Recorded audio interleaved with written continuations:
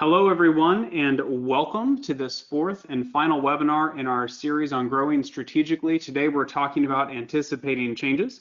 My name is Jeremy Clopton, a director here at Upstream Academy, and I'm excited to have you on board with us today for this conversation. And we've really talked a lot about the different ways that firms can grow and some strategic approaches to growth over the last few weeks of this series. Today, we're going to bring it all home, and we're going to talk about what changes as you grow, because there's a lot of things that can change as your firm grows from wherever you are. Say you're going from 5 to 10 to 20 to 30 million, 30 to 50 to 100 million. There are things that we need to think about along the way. So we're going to be discussing that today. As I've done with the previous webinars in this series, I do have a co-presenter here with me today. I'm excited to have Pete Reilly, President and Managing Partner of Councilor Buchanan Mitchell, with me today. Pete's coming to us with a unique perspective on the fact that he has lived through all three of these growth strategies as the president and managing partner of his firm, and he's going to share with us a little bit later on about how he has navigated a lot of the change and how they've navigated that growth and done so in a quite successful manner. You can see Pete's credentials there on the board. He's on the screen. He's very well respected in our profession, and I'm really excited to have him on board and going to be talking with us here in just a little bit today. So as I mentioned, we've already spent some time focused on how to grow.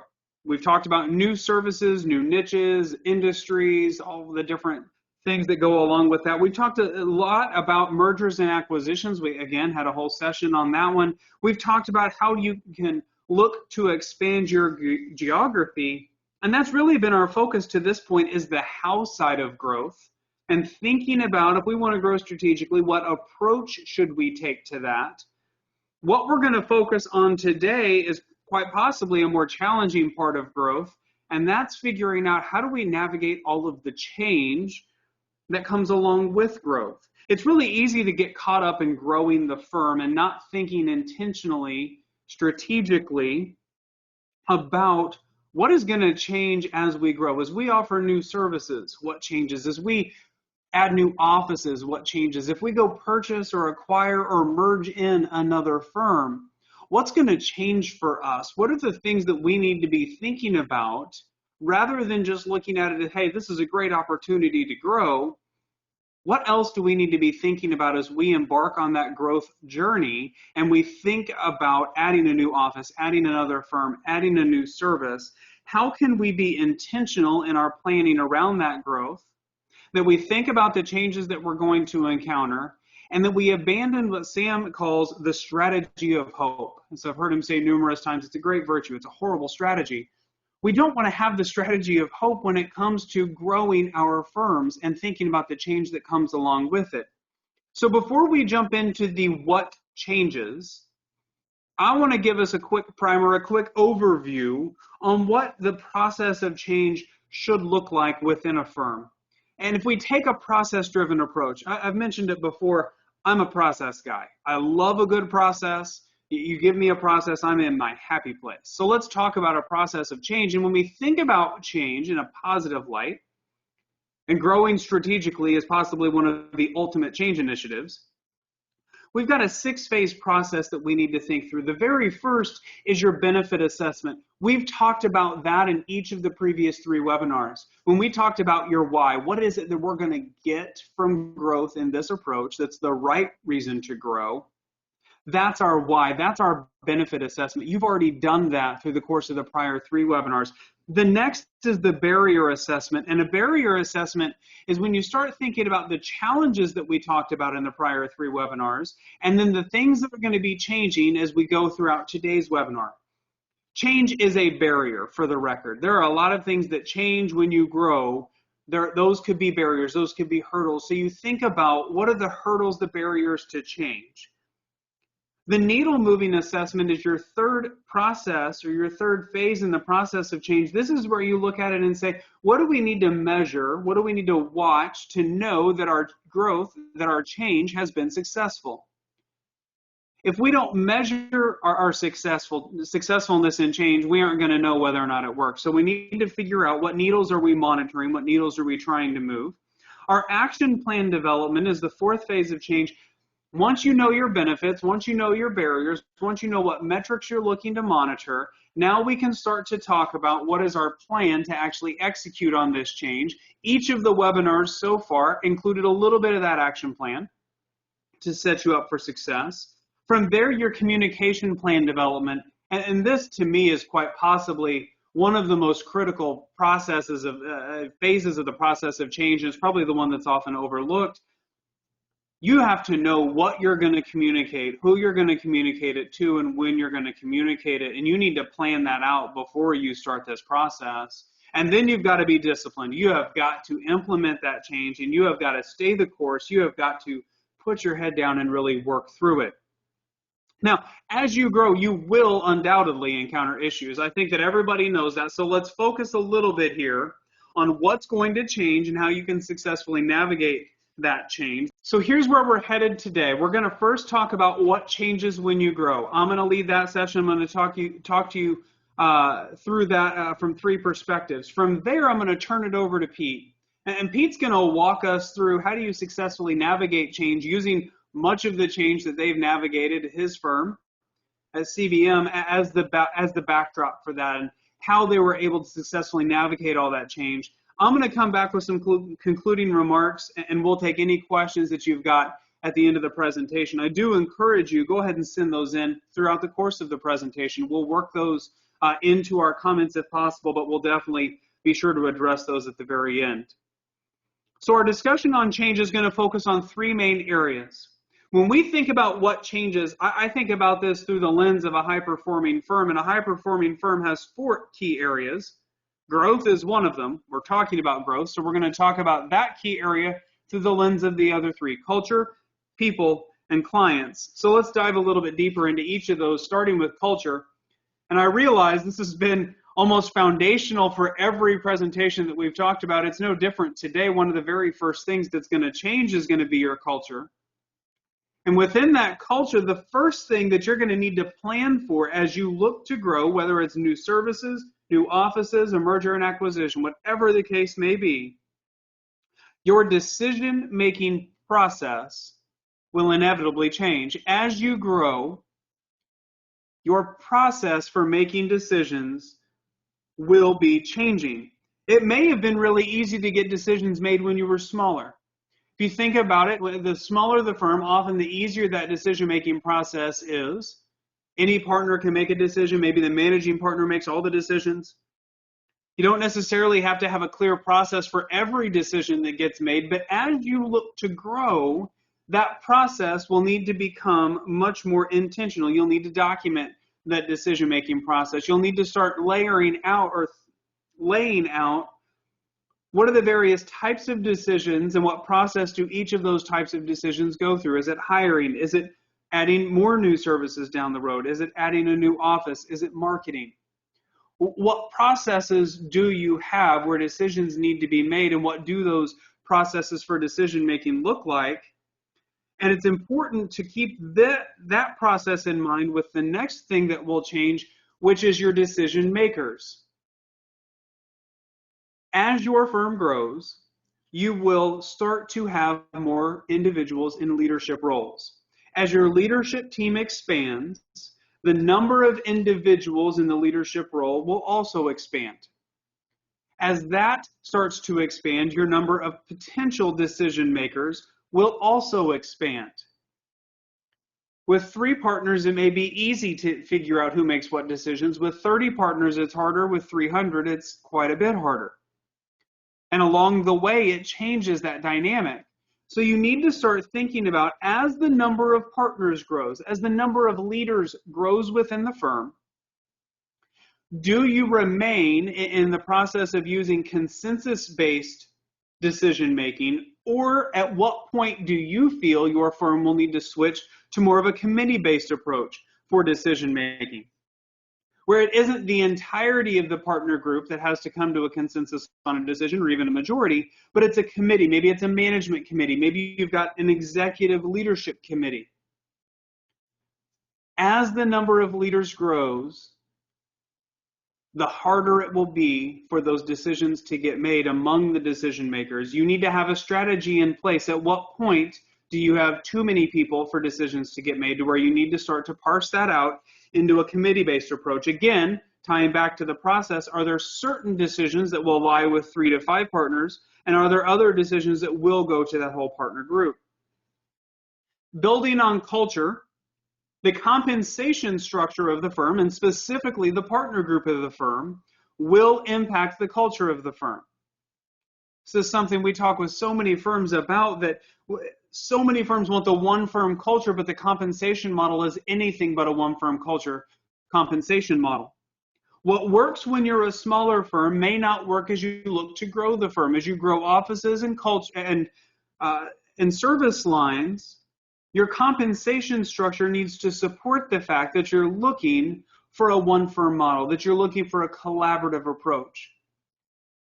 The compensation model will incentivize certain behaviors.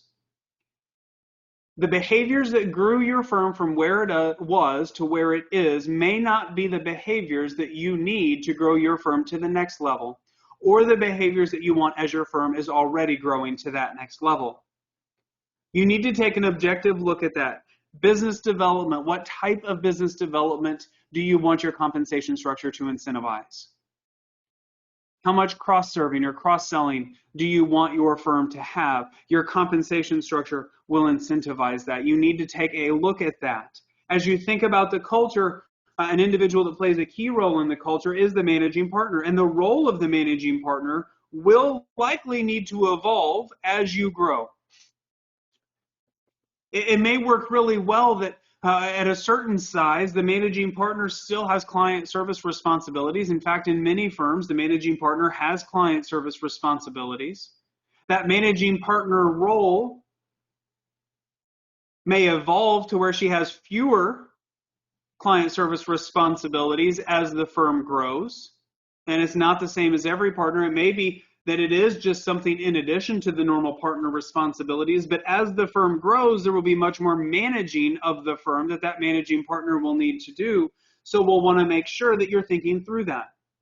What will the role of managing partner look like as the firm grows? Think about that through the thought process, through the lens of milestones. As you hit a certain point, when does that managing partner need to tackle additional management responsibilities and fewer client service responsibilities? The more you plan for that now, the easier it will be to transition that as you grow. As we think about the people side, one of the big things as you grow is the career path communication. You need to make sure that you're updating your career paths and removing the mystery around the updates to those career paths, and especially the path to partner as you grow. I always think about the career paths as a bit of an academic catalog. If you remember back in college, you joined and you enrolled in college under a certain academic catalog. Now, the university may have changed that catalog as you went throughout your 4 or 5 years in college, but you were still tied to the academic catalog that you came in under. That's the way that I think about career paths. For so many in our profession, as a firm grows, the career path changes. And to some of your professionals, it feels as though they came in under one career path, but then as the firm grew, they got thrown into another career path, kind of like saying, hey, you're a senior, but you're going to have to now meet all the criteria of this new academic catalog. Yeah, it's not the one you've been following for the last 4 years, but things change. The same thing is true around the career path. As you grow, the career path may change, but how do you communicate that to those that were already on the career path? How can you formalize those career paths? It's quite possible that you'll need to start to create the milestones, the attributes along the way for someone to progress in their career, and you may not have that yet. You may have to increase that level of transparency, and nothing could be truer than around the path to partner. If you already have employees that are on the path to partner, you need to be thinking about, as that path changes, how do you communicate that, and how does it impact those already along the path? What catalog, so to speak, are they still falling under? You want to be thinking about that intentionally, removing the mystery, formalizing what that path looks like, and transparency and communication around the changes to that path and how it impacts them individually will be very important as you grow. As you grow, your hiring and recruiting will also change. The importance of a process around hiring and recruiting, what skill sets you need, what attributes you need, what's important to a team member, the ideal team player, hungry, humble, and smart. Do you have that built in? Do you have a well-defined process that will ensure that your hiring standards remain intact, or if nothing else, even improve as you grow, rather than saying we're growing, we just need more people? Do you have that process to ensure you're still getting the high caliber individuals that you need when that volume increases? You want to make sure that the hiring process doesn't suffer just because you're needing additional individuals into the firm. The importance of managing your firm bus will also become increasingly important as the firm expands and as it grows. Getting the right people on the bus in the right seats, and especially getting the wrong people off the bus in times of growth, is important. It may feel like we're growing so we can't get the wrong people off the bus. But if you don't get those individuals that are detrimental to the firm's culture, detrimental to the firm's growth off the firm bus while you're growing, you're going to be holding yourself back the entire way. You need to make sure that you're intentional and that you have that process. As you grow, you'll also need to think about the expanded role that training will play within the firm.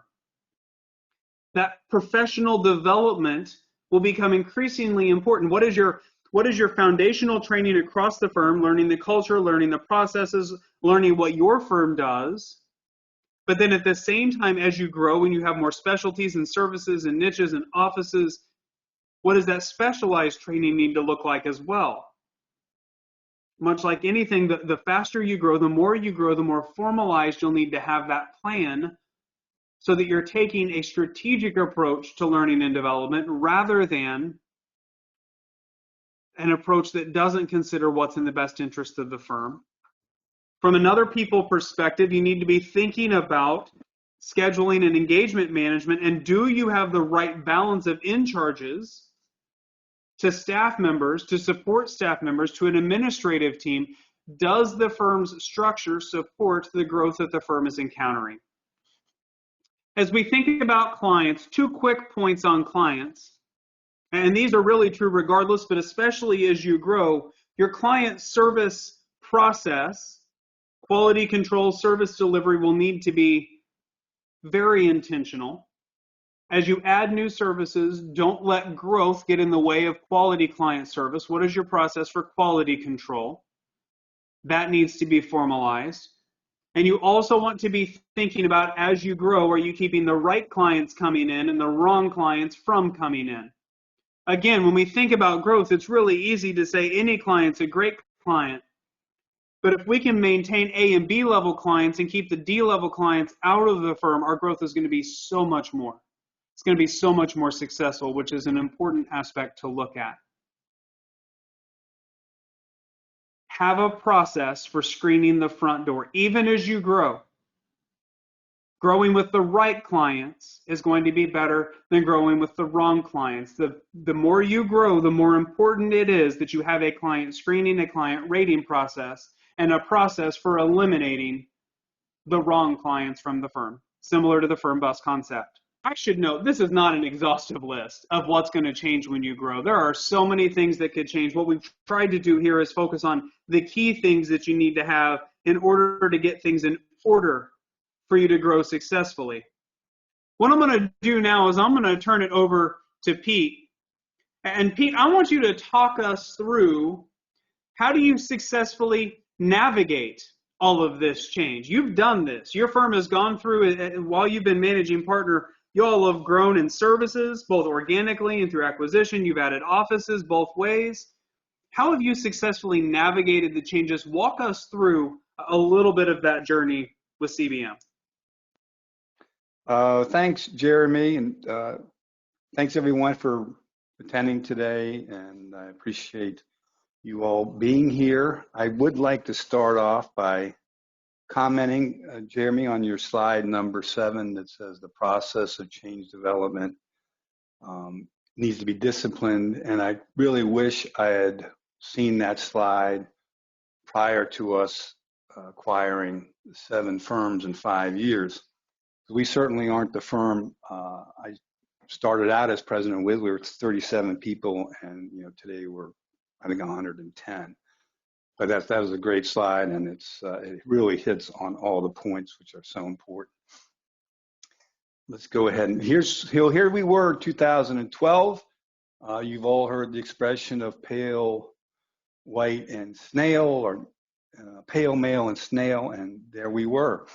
And here today, this is a better look at what CBM looks like. You can see that we have a number of women partners, now equity partners, and we're enjoying that. We also have a number of people from around the world. I think 31% of our employees are immigrants. Our staff demographics, women, as you can see, they are taking over the world, at least in our firm, and that's providing great perspective.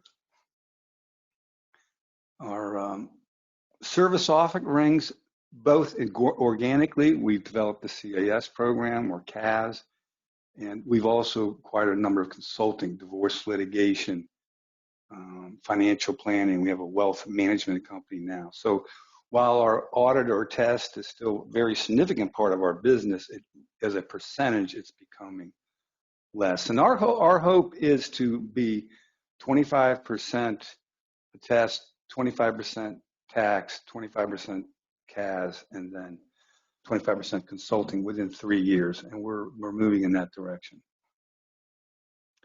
Our industry niches, our big niches, are automotive, construction, real estate, not-for-profit, professional services, and then tax and wealth management are our 5 main focuses. And then we have a whole host of things that don't really fall into any particular industry enough to make a committee or a niche out of it.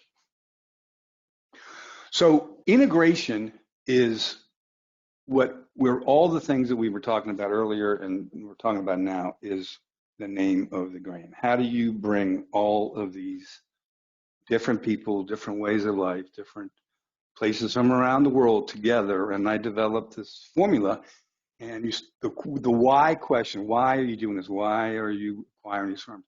We are out to build a vibrant community. Not just a community, and it's a vibrant community. So we have to have commitment. So there needs to be diversity plus inclusion with the amount of effort brings you as vibrant a community as you're willing to put the effort into. We have checked the box pretty well in diversity. So now the time comes when, what are we doing about inclusion? How much effort are we putting so people have a seat at the table, people can get where they need to go, future leaders, that sort of thing. And let's take a look at what this vibrant community is all about. So employees develop a sense of belonging. It's very important. There's regular communications, and you hear that all the time. But each of our niches, service or industry, they're required to send communications out about, hey, what's going on? You may be a financial planner, or you may be an auditor, and you're going to know what's going on in automotive. You're going to know what's going on in construction and real estate. That's connectivity. It's integration. We strive for transparency. We are a closed book when it comes to partner comp. I think you can figure out how you're doing, though, if you're a partner. We have 12 partners. But we try and be as transparent as possible. Our staff do get our financial statements. They do get our quarterly management reports that each of our service and industry niches provide. And that's, say, accountability. That's one of the ways we ensure accountability. One thing earlier that Jeremy said that I think is, I forget what slide number it was, the role of managing partner changes. When you're managing 37 people and suddenly you're managing 110, it's dawning on us that the role's changing, and there was discussion about, decision-making process. But we are at a point where we've decided this leap of faith that we're hiring a COO that is no has no accounting firm background. This person has a great deal of management experience. So that individual is going to take the role of letting staff know that they should get their time in, or partners know that they should get their billing done, or that our service and industry niches now are going to be reporting to our COO, and that person will be as empowered as much as a partner. So this is an experiment. That's one that I think the president after me is going to be excited about. Get his head out of the weeds, and I'm just a little break on this. Jeremy mentioned management, and we're all very good small firm bringing in business. We're really good at client service, but as you get bigger, Jeremy alluded to, I don't think there's enough emphasis on it, but management is a rewardable thing within our firm now, because we're bigger than any of us are used to, whatever we were grown up in. And we're figuring out ways to reward people for not just great client service or bringing in business or treating others nicely, but also what are your management capabilities? All right, I want to track just a second. Let me get back. Provide active industry and service niches people, or we'll get into a little bit how we diversify that within our service and industry niches. This wide range is we have old people, we have young people, we have African Americans, we have Asians, we have Eastern Europeans, Peru. There is real truth in the diversity and perspective. Some of our young ladies, they grew up in China. They don't have a brother and sister, and they're fascinated by what's going on here in America. And I'm frankly fascinated. Their lives, their courage to move to America and their parents behind. But anyway, it's very interesting once you do get to the point where you're diverse enough that you can provide a wide perspective. When we talk about providing clear paths and mentoring for employees, we do lots of social gatherings. Very hard to do it now. I'll let you know what we're trying to do in this COVID situation. We believe in equal rights, and we believe in equal pay. That goes back to '68, and it would be great if everyone else did as well. Respect is an important word you hear in our firm. That's something that we use, we just automatically expect. There's no egos. There's no, this partner's better than another person, and the receptionist isn't as good. No, it's treat everyone with respect. This is from ADP. They've got a lot of money, and if you can read some of their annual surveys, it's really, they get to the root of what employees are interested in. This is called the elevated workplace. It's what I call a vibrant community. And if you get some time, look at this survey. And I'm not pitching ADP. In fact, our payroll company isn't ADP. But it shows a work-life balance within what's your role within your company, what's your role as an individual. Do you feel like you have a seat at the table? And that sort of thing. It's really good. And this is a very popular, the human experience. Spend some time with that. So we have this Project ClearPath. We use this what is that? A lighthouse to explain it. So we have a full-time human resource person now. We didn't when we were 37 people, and we have a semi-full-time professional development director. Both of these people are extremely valuable. It's hard to find good people. That's why we work hard at finding good people. And then when it comes to professional development, we believe in creating future leaders. Our firm's been around 100 years. They did it with me, and we're continuing that path. So you're provided a mentor today. It's called a buddy, and then a mentor, and then a coach as you go through the different levels within the firm. And also the training side, our professional development director uses this software called Prolera. And Prolera gives each of you your individual dashboard. It reaches out 3 years, and you and your mentor figure out what areas that you're trying to get to. Specific courses are in there. You get reminders if you haven't taken this course.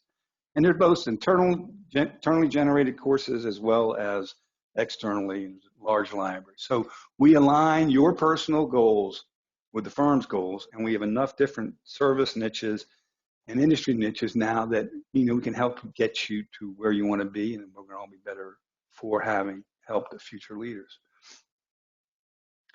So I talked about vibrant community. Here's one of our, I told you we have social gatherings also. This was one of our last outings. As you can see, we're very diverse in our outfits that we decided to wear. You might notice that clearly inclusion is here. We're holding hands, and this takes a lot of effort, and this picture is a great depiction of a vibrant community in my eyes, and I've used this picture a lot.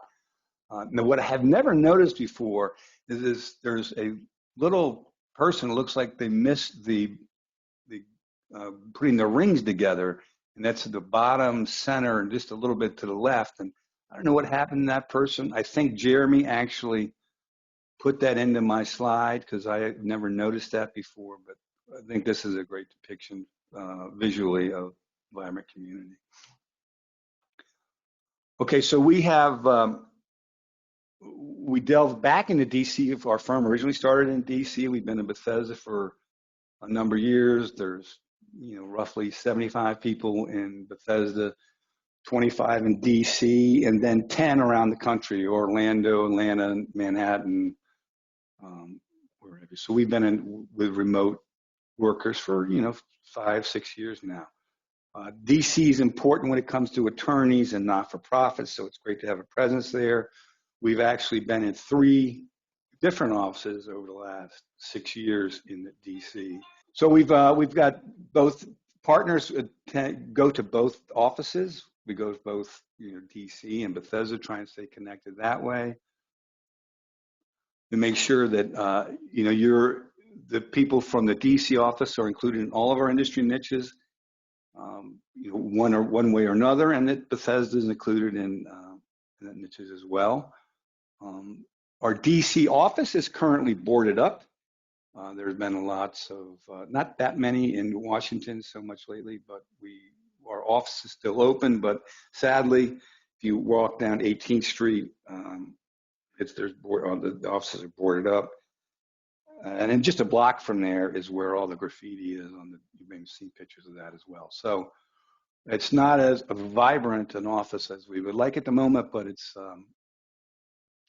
you know, it is what it is. So let's see here. Let's get to the next slide. So I talked about we have social events, and that's been a very big part of our firm. I'm not a bowler, but I can tell you our January bowling party is a blast. Everyone loves it.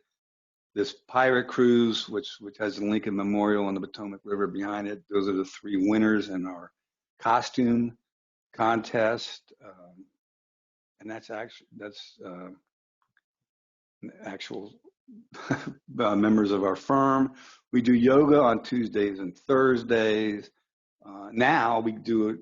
It used to be in DC Tuesday and Bethesda Thursday. Now that our instructor lets us do it virtually, we can all attend on Tuesdays and Thursdays. Of course, we're near Kennedy Center, so we do have tickets to Martina is great, socially interested in what's going on, so she keeps the tickets growing, and people go to all kinds of different plays and concerts. And Chrissy and I and one of our partners and their spouse, we went to saw Hamilton. That was a great musical. We all team meetings. We're doing that all the time now. We use Teams.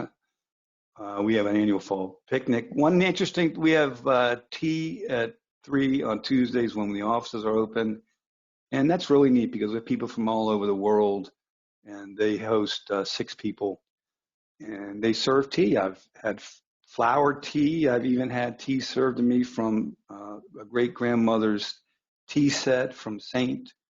Petersburg, Russia. That was cool. We do a lot of open houses. When we created some conference centers at both locations, and we were trying to become more training centric for knowledge sharing to clients and potential clients. And now we're doing that through webinars, and I think we serve 10 times as many people. International movie night's an awful lot of fun.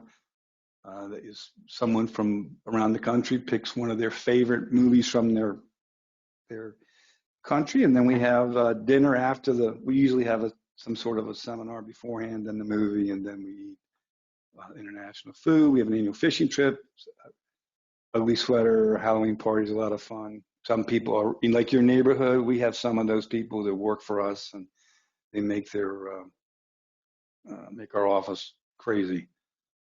Nationals won the national championship, the reigning champions, and we usually go to one of the games this summer. It's usually hot though in DC. On our team building, we hand out Starbucks. If you do something special for one of your fellow employees, we have these cards that are color coded, and you put in. You open the door for me when my hands were filled, or you helped me with a certain cell on an Excel schedule. We put these twice a year at our biannual team meetings. We put them in a box, and then you get a gift certificate if your name is drawn, and people really enjoy it. The young people cheat. Their buddies, they give them to their buddies for the silliest things like opening a door, but that's all right. We're turning 100 years. This is a big celebration for us. This is the cover of the book that we're having done. It's about 80% about CBM and about 80% or 20% of what happened in DC during this time and how it affected us and how we affected DC as well. Our two other initiatives we have regarding this 100th anniversary, trying to keep people connected, is each employee is trying to come up with a charity that they're going to bring team members in, and we're trying to get 100 charities over a 2-year period. And we've done make cookies with our CBM circular logo on it, and handed that out to the fire department and the police department and a couple of the hospital's critical care units. Lots of food drives. We've sent help pack food to be sent to Lebanon. So the charities thing, now it's getting tough to do this right now because of everyone on lockdown, but it certainly was a momentum builder, great morale builder when it was more active. And we are still trying to do things.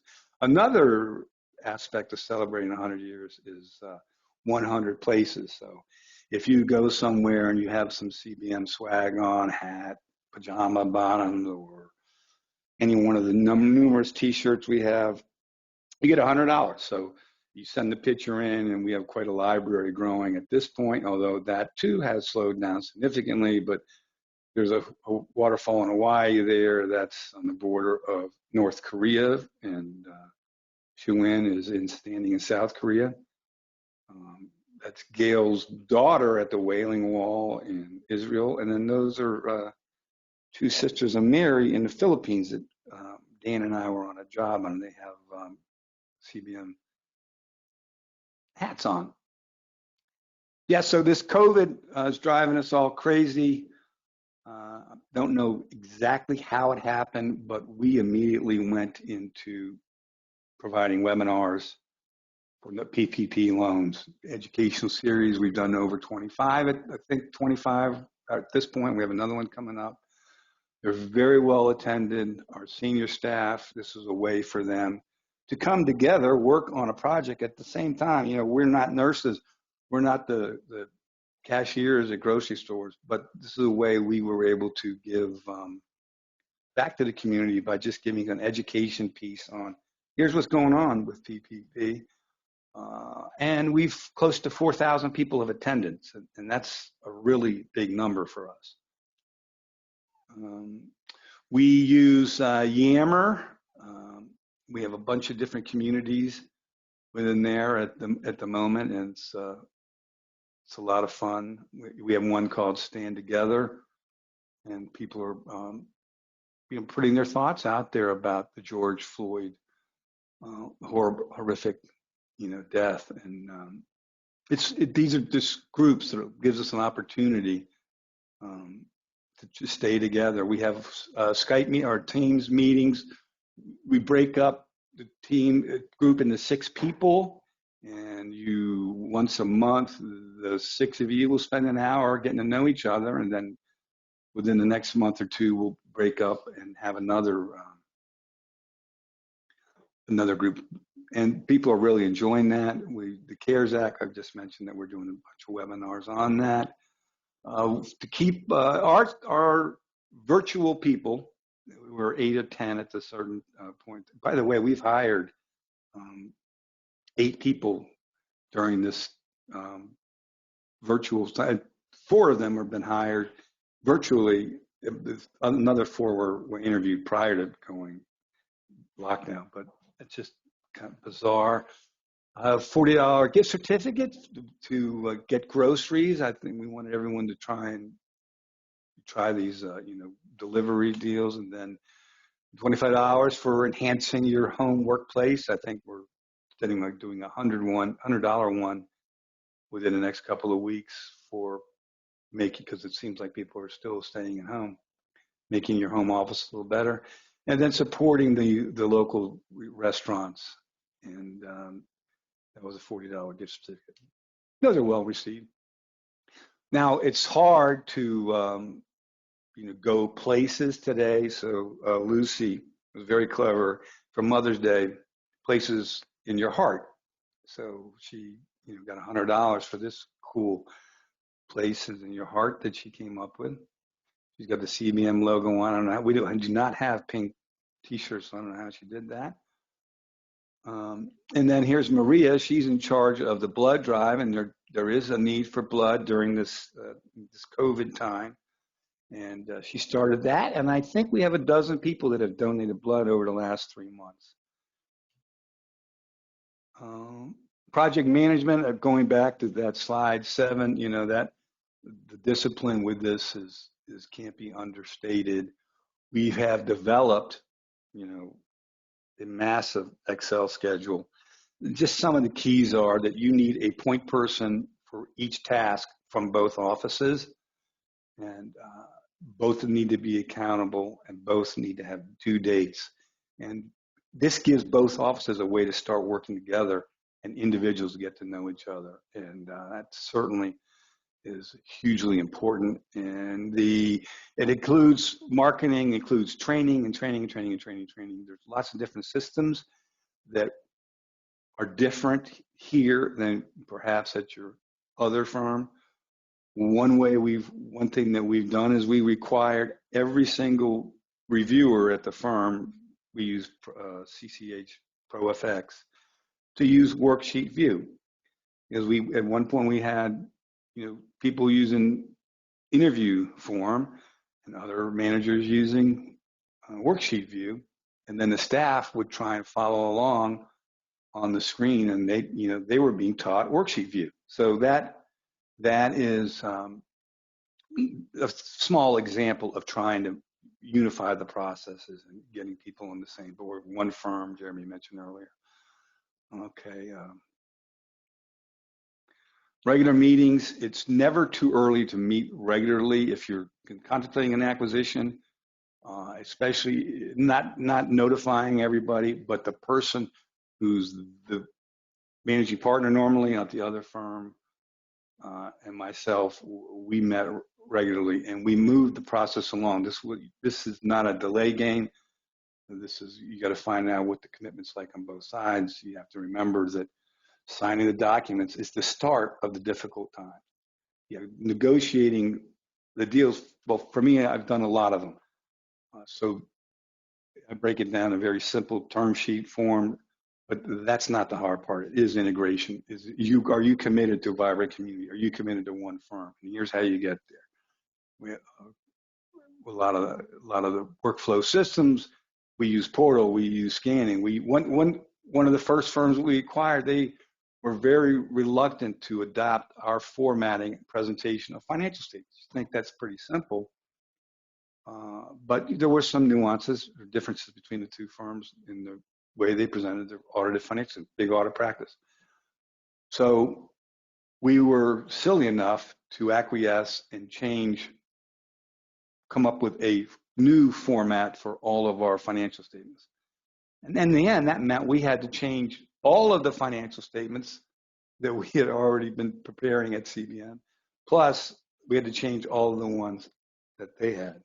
It's all linked nowadays. So, if you're going to be acquired, you need to be committed to adapting to the policies and procedures of the new firm, and everyone's going to be better off for it, because the headaches that resistance creates headaches and just slows things down. Let's see where. Oh, I just mentioned, give that example. All right. Invest in a transition. I'd say it's 3 years, and that's not an understatement. Each firm is different. Some smaller firms, Jeremy mentioned that you're used to doing it a certain way. It's easier. I make all the decisions, or a small group make the decisions, and that changes. And you have to be committed to being able to, put your idea on the side or accept the new decision from the group. We use an executive committee. All major decisions are handled by 4 of us. There's 12 partners, and then there's 6 principals. And that works for us. I don't know. Each committee, each of our niche committees, they're becoming more empowered. They're going to be working with our COO. And we're building that into our compensation and training. Like I said, and social things are very important. We do have Pat Drolet is our first chairperson in CBM's 100-year history. She's my boss. She's chairman of the board. And we did have Edna Nick was the first woman to pass a CPA in Virginia, and she was an executive committee partner for probably 30 years in the firm. So it's not that new to us. We may have had some drops in between, but we're back, at least in that regard. 40% of our leadership is female. 63% female. We said that earlier. The MOVE project measures equity ownership around the country. We're now being interviewed by this group. 2 years in a row, we've been recognized as a firm that has at 47% equity ownership with women is great. Pat got the Virginia Society's Diversity Inclusion Effort Award. Our increased service offerings, our CAS is growing great, and we internally grew it, but by adding these other firms, it gave us more opportunities for cross-selling. Valuation opportunities are there more than before. Forensics, financial planning, we never had that, but in the last 3 years, we've been able to. It's very popular. It's something I think you should consider if you're not doing it now. Divorce litigation support, I didn't even know that we had that in our profession, but I think we have 3 high-level individuals dedicated to that. And we are finding out that spouses living at home together over a 5-month period may not be the best arrangement. And I think our divorce litigation is 30% up at this point in time. Wealth management is a great business. It's a great complement. And then we formed an emergency business solutions group, and that group will actually, we're providing one service to a small business, tax, CAS, or even in some cases individual tax returns with a Schedule C or E. And their purpose is to generate one more service. If it's adding a financial plan, adding a tax return, adding CAS. So that's very exciting that the group is, get together with a group, come up with an idea, and then let's try and measure how successful it is. There's just great momentum there, and it's at least there's a path to how to get that done. We send out an awful lot of email blasts. We include pretty much all of our 13,000 recipients for anything we're doing. If it's lawyer-based, people at least know in the outer, outward facing communications that we're doing that. I've talked about the emergency business group. We do checklists and the tax organizers. That hasn't really worked out that great, but we're trying to keep it going.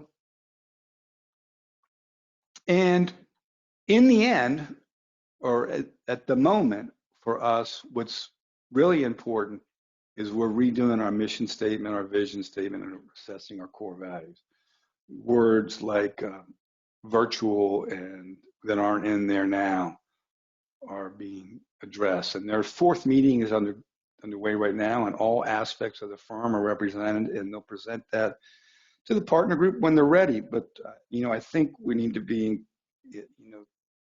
remote is, I don't think it's going away, and that needs to be in there. What is all about? Flexible work schedule, project clear path. These are important things. Anyways, I think I've given you all a kind of rough idea of where we're at and what we're doing to try and make these mergers successful. And that's about it. I'm happy to take any questions. Sure, I missed some points along the way. So, Pete, I appreciate that. Thank you. Thank you, Pete, for that. I appreciate it. One thing I'd like to encourage everyone as we conclude and move to the Q&A session is really, when it comes to growing strategically, the key is that you've got to do the work for the future. You need to have sound processes. You need to have that strong culture before you grow, as you grow, and after you grow. And it's only through that intentional effort and focus on those areas that's going to take place. We don't want to have that strategy of hope. We really want to have that intentionality as we go through that. We do have just a few questions here that I wanted to go ahead and make sure that we do get addressed. Pete, and a couple of these are for you. You mentioned that you now have a human resources manager and a professional development director that's part-time. When did you make the decision that you were large enough to justify those positions? You mentioned that it wasn't when you were at 37, but you do have them now. What was the inflection point? What led to that? The human resource person we brought in at about 75. And I'd always had heard, and I'm very tight with money, so I always heard it needs to be 100. But it became really apparent that everyone was complaining about how hard it is to find people. Well, let's get someone in here to help us do that. So I'd say around 75 people, because we knew we had to put effort in to make this happen.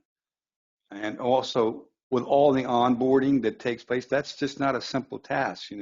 I think we've onboarded 19 people as our biggest win one day.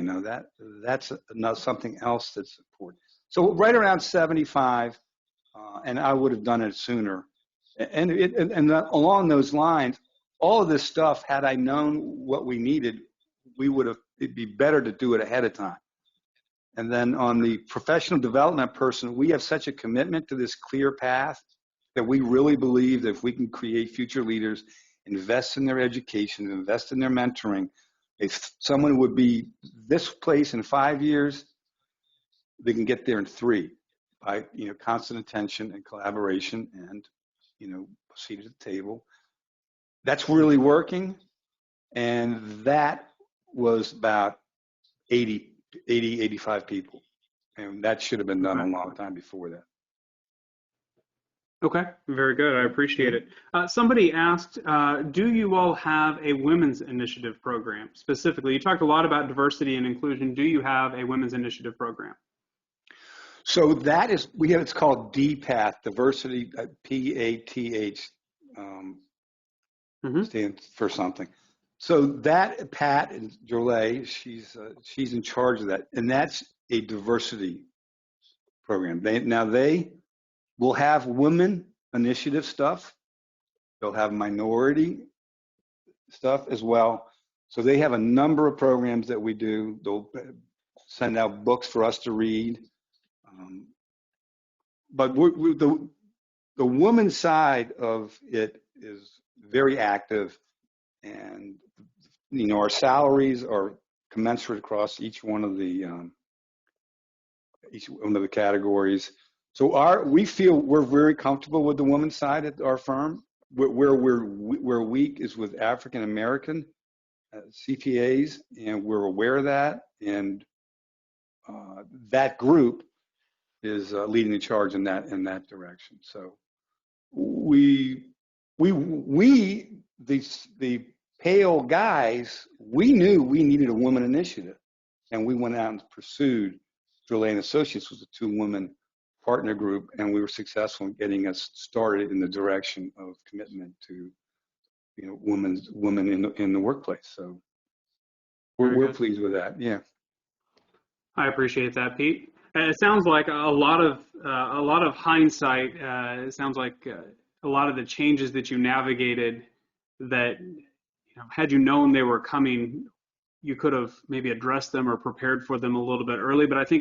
But it sounds like you really did take an intentional approach as soon as you recognize something, which I think for a lot of firms that are on this webinar, it is really important to keep in mind that while it may feel too late, the only time it's too late is to continue waiting. As soon as you recognize that need, it sounds like you all were intentional about, okay, we need to address this change. We need to address this challenge. And that allowed you to really to make those changes in the next best time frame, which if it wasn't before, it's now, and not waiting any longer on that. So I appreciate your perspective. Pete, I really appreciate you joining us and sharing your perspective on how CBM has grown through the years and how you've navigated that change. If anyone has any questions specifically for Pete, we're happy if you want to send those to us. We can get those to him. If you'd like to contact me directly, my email address is jeremyc@upstreamacademy.com. I really would like to thank you all for joining us for our series on growing strategically. I've enjoyed speaking with all of you and hope you have a wonderful rest of the day. Pete, thanks again for joining us. Thank you all.